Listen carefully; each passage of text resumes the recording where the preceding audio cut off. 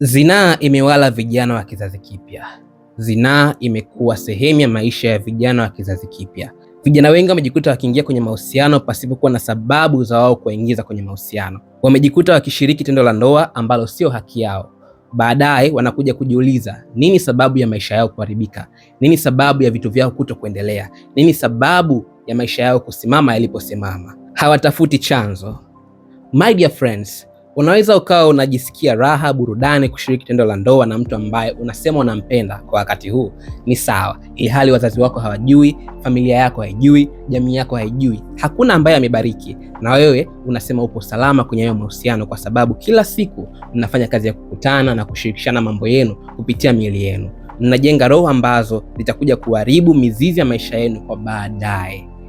Damu ambazo mnazichezea sasa hivi katika maungo yenu, katika vitanda ambavyo mnasema havizai haramu, mtakuja kujutia baadaye kwa machozi ambayo hakuna mtu ambaye atakuwa tayari kuwafuta, kwa sababu mlichezea maisha yenu kwa wakati ambao mlipewa ili mtengeneze.